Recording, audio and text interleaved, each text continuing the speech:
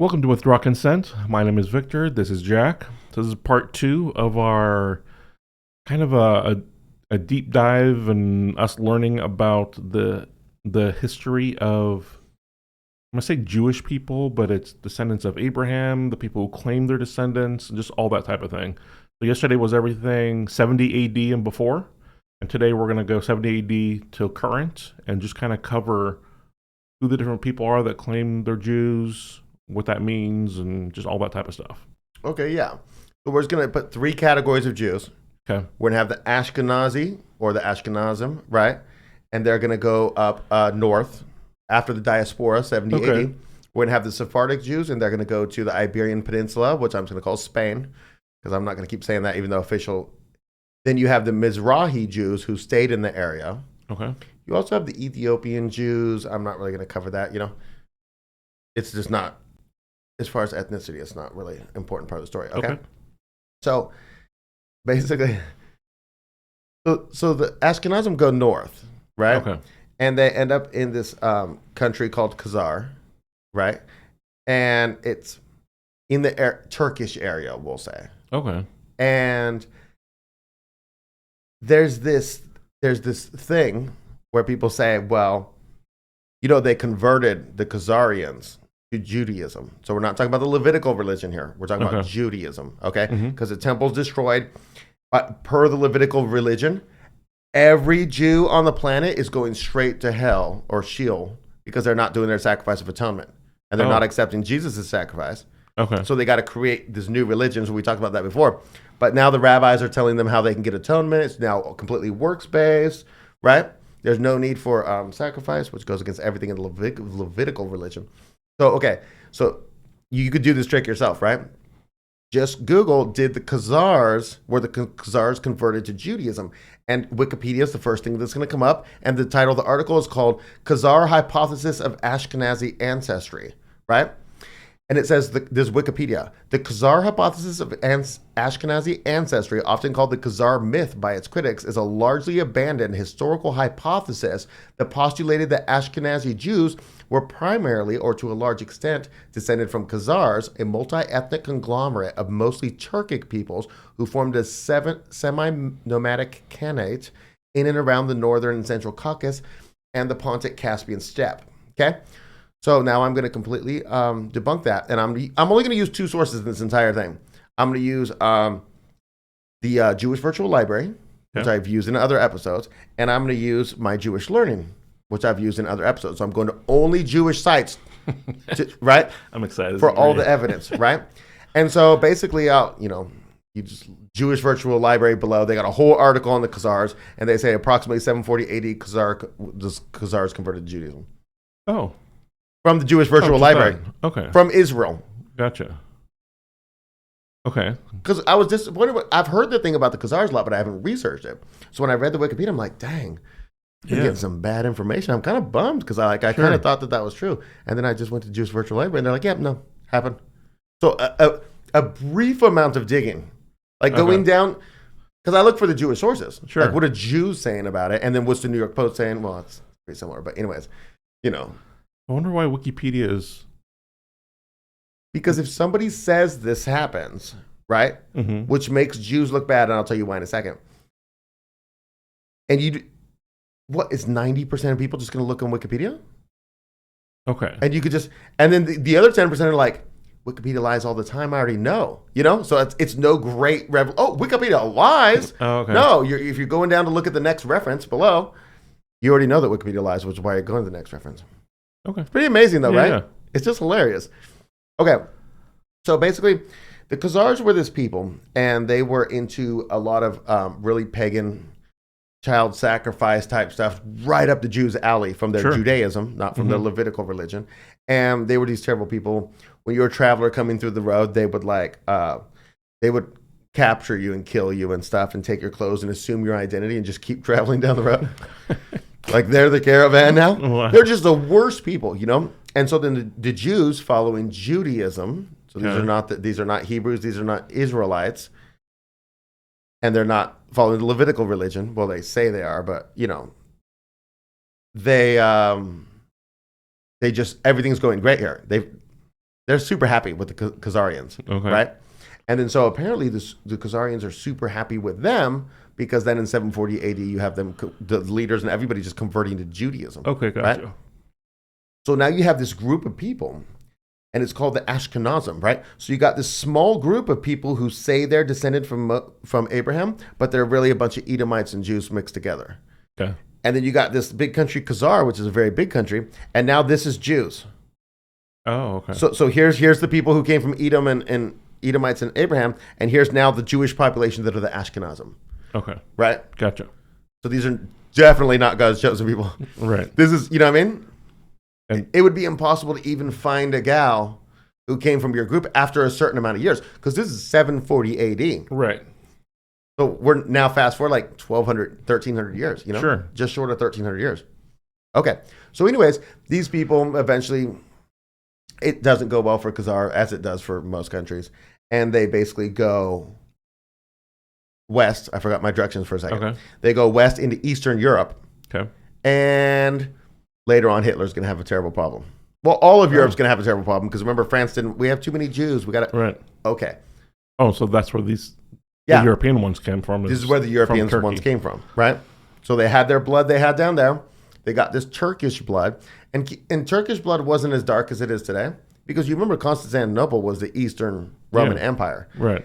It wasn't as, and then it was completely, now it's just completely brown, Right. dark brown, you know? And how did this sect of Jews or whatever, how did they get that name? Oh, I don't know where the name comes from. Okay. Yeah, I didn't look for any of these names where they came from. Oh, Because okay. even like Mizrahi is probably like something in Hebrew. I don't know. Gotcha. Okay. So that's what's going to happen with them. And that's really important because we're going to find out when we get to demographics. We really want to know what happened with the Ashkenazim, right? So now we talk about the Sephardic ones. They go Okay. to Spain. So directly from Israel, they're No, yeah. They first were reported as arriving in 70 AD. so just Immediately. Wow. Because that's when they were expelled from Israel, which was renamed Syria, Palestine back then. That's interesting. Palestina, I believe. Syria, Okay. Palestina was the name. The Romans renamed it. And this is only vaguely connected. When did the Moors go to Spain? Oh, we're going to cover all that. Oh, we are. Okay, cool. We're going to go day by day because I was wrong about some stuff I said in previous Okay. videos, and we're going to talk about it. So 711 AD, Okay. the Moors are going to invade Spain. So they've been there for 641 years, the Jews have, Okay. when the Moors invade. And this is coming from My Jewish Learning, and there's always just great stuff when you go to these websites, right? It says, it's just talking about Sephardim in a section that talks about each type of Jews on this website, link below in the reference. And so on the Jewish sites, they use these same words? Yeah. Oh, they do? Okay. It's talking about Jewish ancestry, and then the first section is Ashkenazim, next section. So this is a quote from there. Despite these concerns, by the 7th century, Sephardim had flourished, beginning a time known as the Golden Age of Spain. By the 7th century, Sephardim had flourished. Do you know what happened in the 7th century? Well, I mean, you said the Moors? Or, No, it's called the Islamic Golden Age. oh. Now, they're rough on the dates because everybody says it started with this, it started with that. But it was from 661 to 1258. This is the Okay. Islamic Golden Age. Huh. This beautiful thing happens, right? Okay. I'll explain to you why it's very important that happened for humanity, right? And then on the My Jewish Learning, it says, despite these concerns, by the 7th century, Seraphim had flourished, beginning a time known as the Golden Age of Spain. Brought by the Arabs. They're Oh, okay. culturally appropriating it based on the Oh. Moorish invasion. When was Muhammad? He was 600? 700, something like that? I wanted to look that up for this video and I didn't. I'll put it on the screen. Like, it's It's got to have been. Islam was very new. Were the Moors Islamic? Yeah, the Moors were Islamic Arabs, and their army were the Barbars, who were black, like infantrymen and stuff. Oh, okay. Or African, but black Gotcha. African. Okay, so I'm sorry, I'm And they so were all focused on the converted, Moors. yeah. So they're saying this was our golden age, but it was actually these other people who came up. Yeah, and it was like they participated in the Golden Age of Spain, but they definitely didn't cause it. Gotcha. But they're Yeah. taking credit for it. They're fully culturally Sure. appropriate on My Jewish Learning. I love it. Amazing. Right? The propaganda. Okay. This is also from the website. During this period, Sephardic Jews reached the highest echelons of secular government and the military. Many Jews gained renown in non-Jewish circles as poets, scholars, and physicians. New forms of Hebrew poetry arose, and Talmudic and Halakhic, which is Jewish law, study took on great sophistication, right? Okay. So the actual golden age of Spain was 1492 to 1659.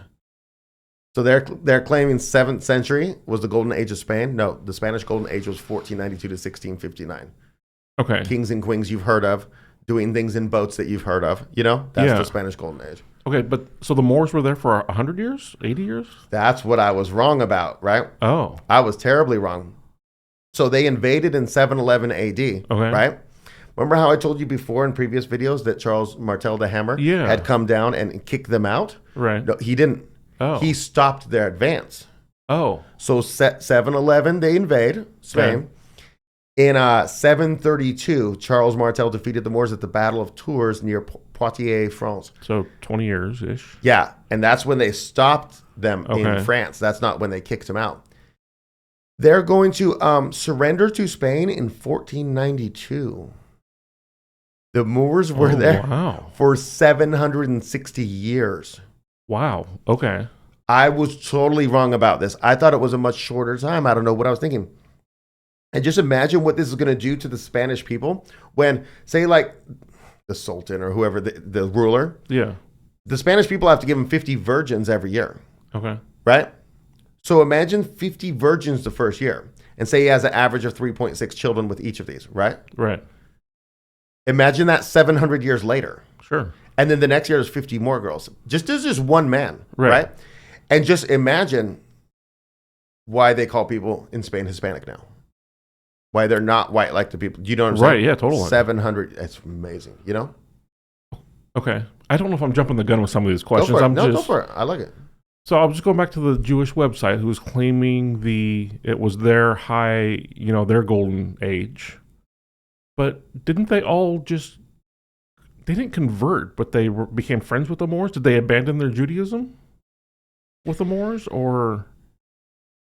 I think basically with the Moors, I think they denounced the Christians and then they paid the jizya. I think they paid the tax to live among them.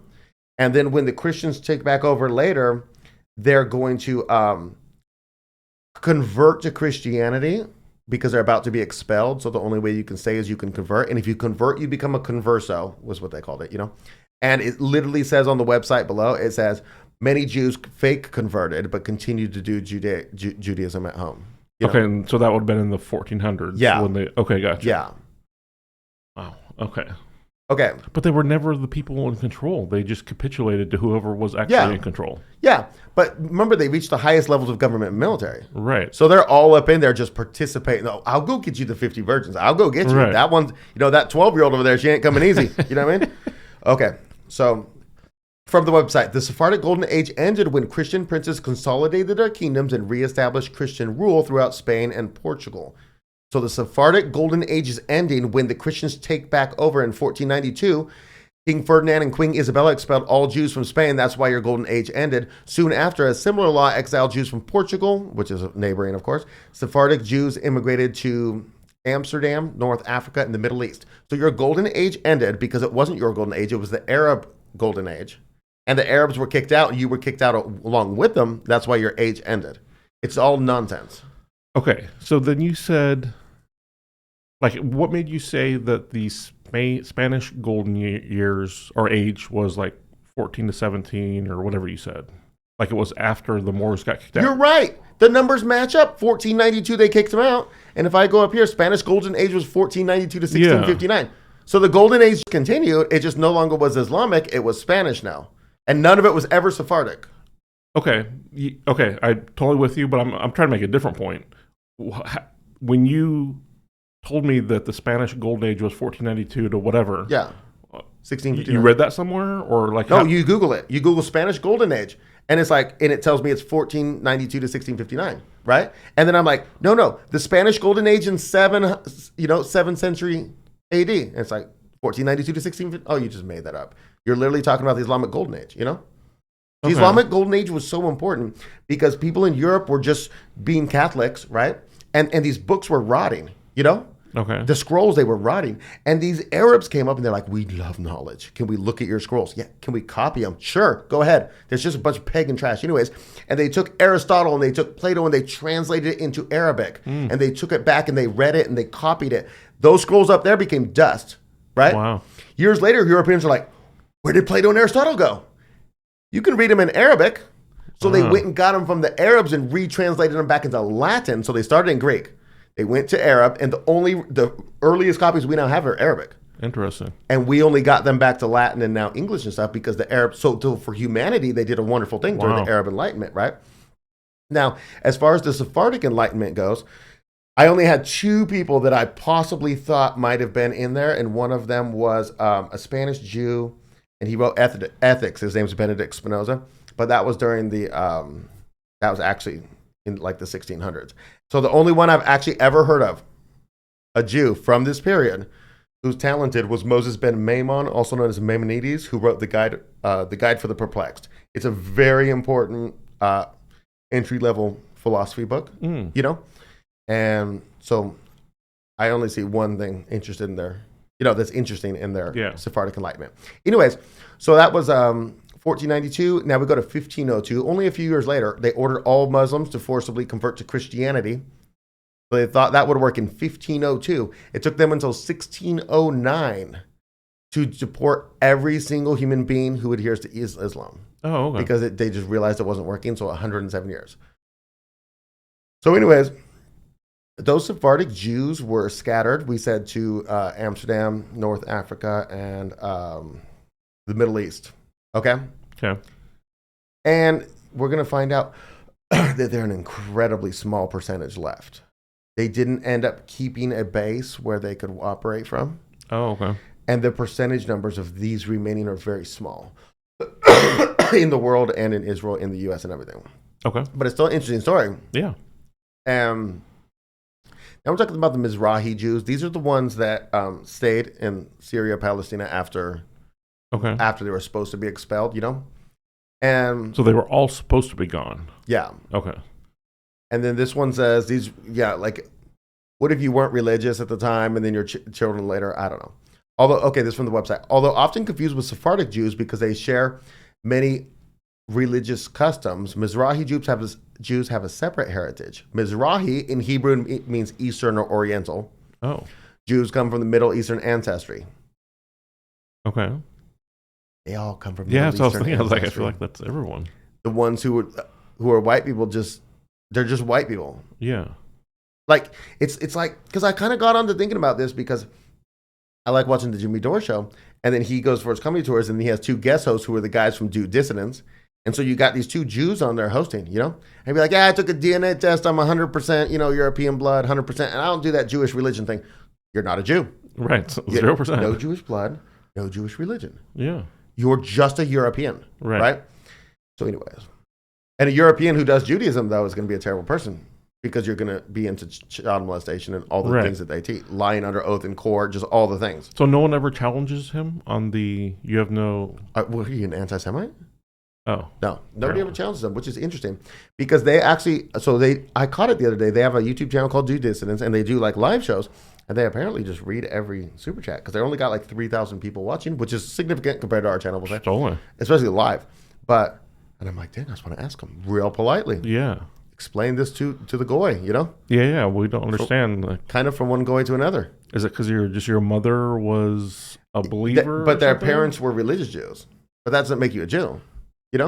But that's like saying, my parents were religious Christians, so ethnically I'm a Christian. Yeah, but from a Jewish perspective, is that how things work? From a Jewish perspective, are we talking about ethnicity or religion? I'm just talking from their perspective. For them to call themselves a Jew, does that just mean my mother was practicing or believed to be genetically Jewish? Well, there are 2 different questions because genetically it means that the mother has to be genetically, and his mother's not, so it doesn't qualify. Okay. And Judaism, you have to practice Judaism. Okay. Even if you just go on, you're a Christian who goes on Easter and you say you're a Christian. Yeah, but you're a Jew and you switching it to Christianity. I'm saying from the Jewish perspective, how they're trained, what are their rules to be considered Jewish? Okay, well, if they got stupid rules, that's on them. I don't know their Jew rules. But if that's how he's talking on the show, then maybe it makes sense to him. Okay, so their earliest communities date from late antiquity, and the oldest and the largest of these communities were in modern Iraq, which is Babylonia, Iran, which is Persia, and Yemen. And so today, most Mizrahi Jews live either in Israel or in the United States. Hmm. In their new homes, Mizrahi Jews are more likely than other Jews to maintain particularly strong ties with others from their family's nation of origin, so like Iraq, Iran, Yemen. Thus, it is not uncommon to find a specifically Persian or Bukharan synagogue. Likewise, Mizrahi Jews are not united by a single Jewish language. Each subgroup spoke its own tongue. So they didn't keep like Yiddish. They also did a bastardization of Spanish in the Sephardic, and also in Sephardic, because they were with the Muslims for so long, when they build their synagogues, they look like Arabic structures. Oh, okay. Because they're so heavily influenced by the Arab Enlightenment, of course, and they're okay. Despite these trends, Jewish ethnic barriers remain strong, right? In Israel, Ashkenazi Jews still dominate leadership roles in public institutions. For much of Israel's history, Sephardic and Mizrahi Jews were disproportionately underrepresented in the government, yet now they make up more than half of the population. I'm going to tell you how poorly the Sephardic and the Mizrahi Jews are treated, is that when you Google the percentage populations, it's 45% Ashkenazim in Israel, of the Jews, not of the total population, of the people who are Jews, right? And 55% other Jews. Okay. Because Sephardic and Mizrahi don't get their own categories. Oh, wow. It's just you're not Ashkenazim, right? So that's how they're treated. We also covered this in another episode, right? And it was the one where that guy was the mass murderer. Remember, he was the Jewish guy. Oh, yeah. What was his name? Do you remember? No. I'll put it in the description. I'll put it up on the screen. Yeah. And and he became depressed because he wanted to marry this girl he was really in love with. But since he was Mizrahi, the girl's dad said, you can't marry my daughter. And she ended up marrying his best friend or something. And then he got all depressed and went and killed a bunch of Arabs. Oh, wow. Right? So that's how they treat him, because that was obviously, she was of Ashkenazim. So there's a pecking order within the Jewish. Yeah. And the pecking order is just, if your blood is 100% white, you're at the top of the order. Because you're Ashkenazim and you're coming from Europe. So the whiter you are, you can oppress the browner people, which is funny because that's just like the caste system in India. It's just like the caste system. It's just there's not predefined castes. Amazing. So the white Jews are the actual white supremacists? Yeah. The white people who have no Jewish ancestry are the supremacists in Israel. Then the more closer to an Arab ancestry that you actually have, you go lower and lower on the totem pole. Wow. I was just thinking, which means you could compare them to Nazis, which means that's illegal under HR 6090. Go ahead, though. I totally forgot what I was going to say. Oh, my bad. Okay. So now we'll go to claim population levels, if you remember just interrupting. Okay. So here we go. You want to know what percentage of Jews in the U.S. are what? 63% are Ashkenazi, 3% are Sephardic, and 1% are Mizrahi. Don't add those all together, or you'll get 67. Okay. So basically, nobody knows about the other third. Wow. That's just it. That's the end of the statistics. Odd. It's not even close. But they have to be in some bucket. Yeah. What bucket are they in? No clue. Wow. So as far as world Jewry goes, entirely worldwide, 85% are Ashkenazim. Okay. But the end result is there are no genetic Jews? I mean, you got the Mizrahi.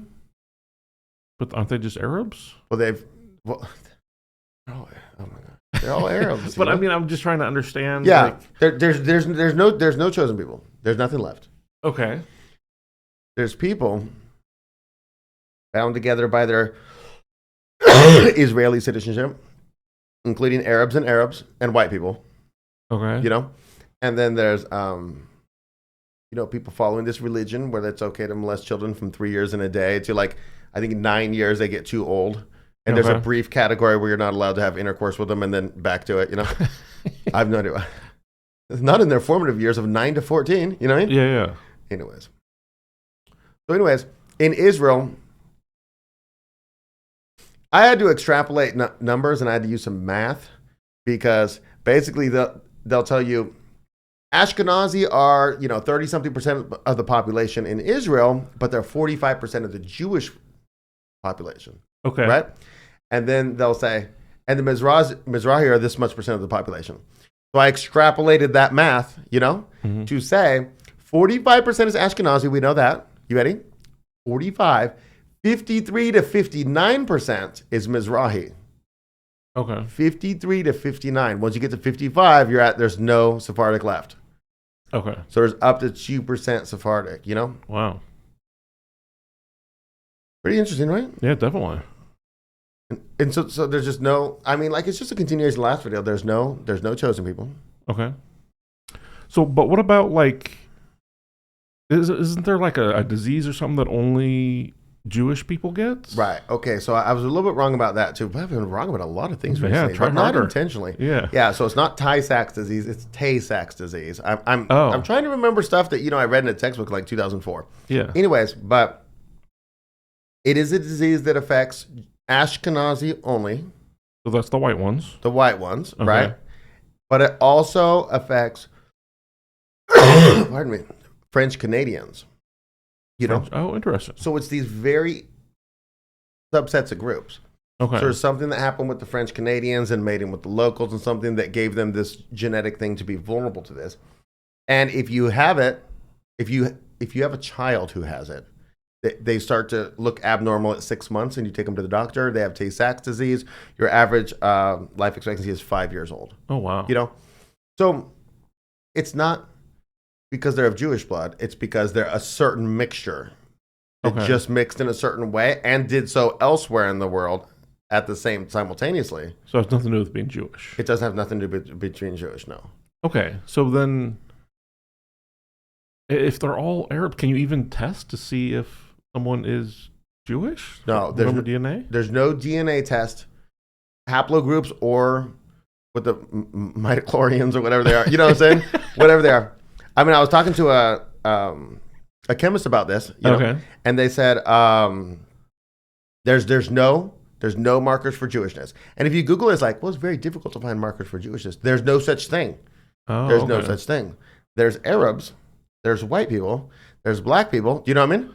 You can find the markers for these. Southeast Asian, East Asians, you can find them. The difference between somebody who lives in Saudi Arabia and Iran is not a lot of difference genetically. Right? Okay. And the same, there's not a lot of difference between the Mizrahi, and there's not a lot of difference between the white person up here and then the other white person who, so they do haplogroups, and they put you in these groupings on the map, like your descendants came from here. So mine says like, well, we did it anonymously with fake emails and, fake names. But like mine says, from Eastern Europe, Western Europe, Eastern Europe, and Western Europe. And then it's like, 1880, it's over here in Ohio. Oh. Because it's like, I don't know.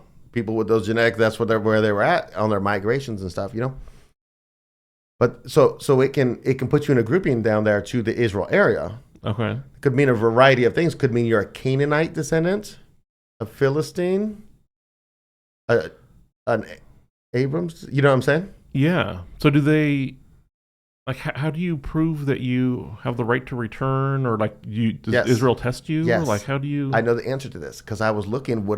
What if I want to return to Israel? Yeah, there's no proof. Yeah. Can you just be a Jew? And I look it up and I go to this website, and it's like this luxury website. Like, we got you. Okay. We're lawyers. You know what I mean? Oh, okay. We got you covered. And that joke I said a second ago that you missed, when I said, Apparently. what if I want to return? Oh. I'm not Jewish. Yeah. Okay. So, anyways. But, I thought you meant like fake return. I just want Jewish. If I was, I would be the most self-hating of all. You know what I'm saying? Okay. So basically, they're like, man, give us, $12,000, you get this, $24,000, you get this, and luxury packages. We're picking you up at the hotel. Anyways, but basically. Oh, this is the return? Yeah. Oh, this is a private company. Okay. We'll do passports for you. You pay, $40,000. We'll expedite that, you know what I'm saying, to a couple of days. They get you over there fast, honestly. Wow. Luxury, everything. But they were talking like, what you need is a genealogical record. So what you need is to show your line up through your mother. And it said on there, I think it was like 3 generations or something. They want to know, like, is your great grandma Jewish? Okay. Is your grandma Jewish? And so. But Jewish means what? It doesn't mean anything. So like, if your mother's, Sarah Greenblatt, and they're like, oh, okay, great. What's her mother's name? And her name was, Diane Feinstein. Throw it out there because it comes to random. mind, Yeah. And They're like, oh, hey, a lot of Jew in there. Is there a Bronstein? Oh yeah, it's one great. You know what I'm saying? Okay. It's not too scientific. Okay, because there is no science. I mean, there's no markers. There's There's no scientifically. Science. But like you can't even fake this not science because like say you're a Palestinian, you're like, okay, I got the right of return because in 1948 they passed a UN resolution which has been confirmed, but no Palestinians are allowed to go back. So I'm just gonna immigrate to Israel, right? I'm just gonna become an Israeli, right? And then you go, okay, what's your fake, And my dad was Anwan, you know what I'm saying? Like you can't fake it because you got a bunch of Arab names in your mother's lineage. Okay. Look at these Jewesses, and they're like, no, something Al something. You know what I'm saying? Like but you couldn't just do fake lineages. Oh, you could. I wonder if they probably want copies of birth certificates and stuff like that. Okay. Like they probably want. Like I have my grandfather's birth certificate. I have a copy of it, and on it has my great grandfather and grandfather's name. So Gotcha. So then, I'm going to bring in another video. So I'm sure you have to link it below. When we talked about Jew. Yeah. It's really only Jew? There's really only two categories? Yeah, because there's the ethnicity is not really a real thing. Yeah. Right. So there's just white folks and there's Arabs. Because being anti-Semitic just means it means anti-Shem. And who's the descendant of Shem? Everybody who's in the Arab. So it's basically I thought it was linguistics, but I guess it's not. So it's anti-Arabs.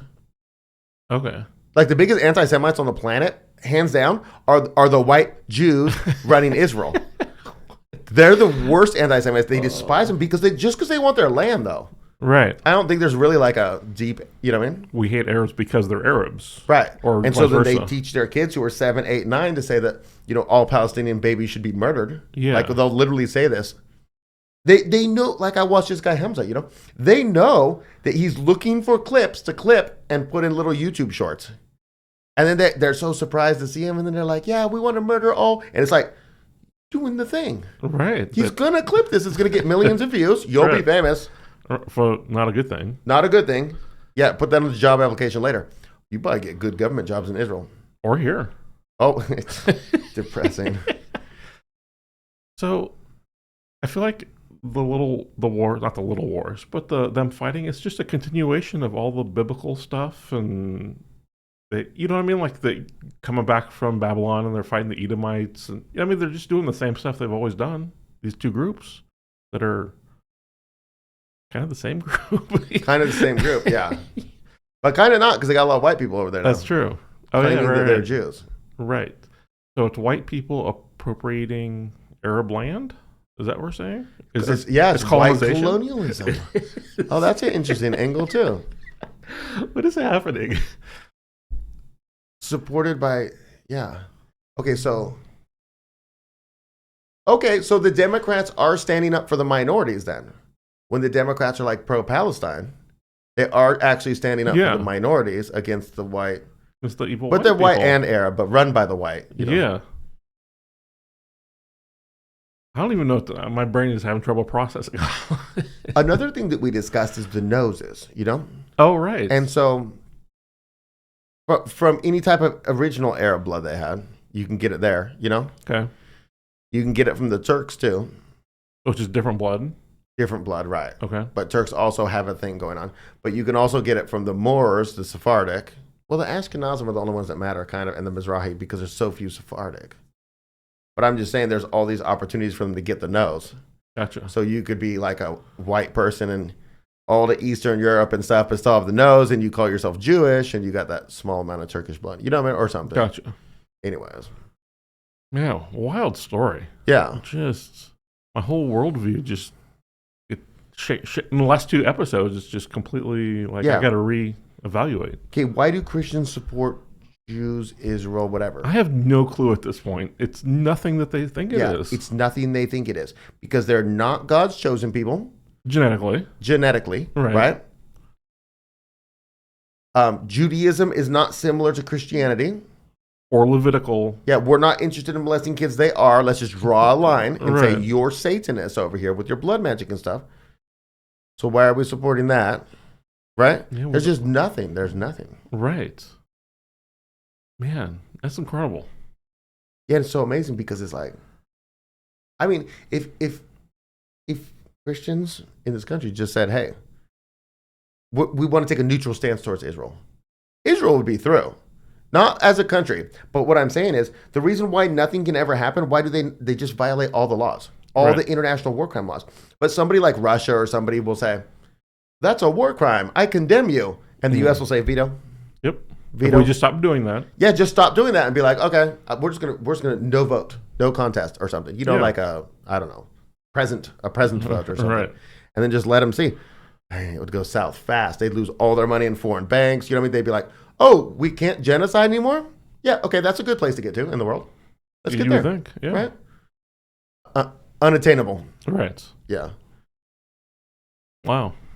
Man, great presentations and research with all this stuff. Okay, this is really good. Yeah, it was one of the most fascinating weeks of my life. I'm sure. Honestly. Yeah, I feel like I'm just gonna. Anytime I'm driving, I'm just gonna be chewing through all this. Yeah. I don't even know. Yeah, understand the world anymore. Okay. Well, I can't imagine you guys didn't learn something from all this. Yeah, something in there. Hopefully. I mean, maybe Northern. What's his name? The guy who Northern Protestant. I think it's a woman. Oh, okay. But I cool. say Northern Protestant. Yeah. Well, I mean, you know all this stuff, but hopefully everyone else is learning something. This is really good, and thanks for the comment. I mean, this is I mean, life changing almost. Like insights. Even if nobody watched this channel, it would make it worthwhile that we do the channel and all this work. I'm trying to go home and have breakfast. Because we got up so early this morning to do this before he goes to work. Yeah, worth it. Yeah, very cool. So, man, you guys have an impact and get gals. We really appreciate it, and just keep it up. If you have more things that we're missing, it's not intentional. We're just not there yet, and let us know. And leave your comments and responses about this one, and we'll see you next time.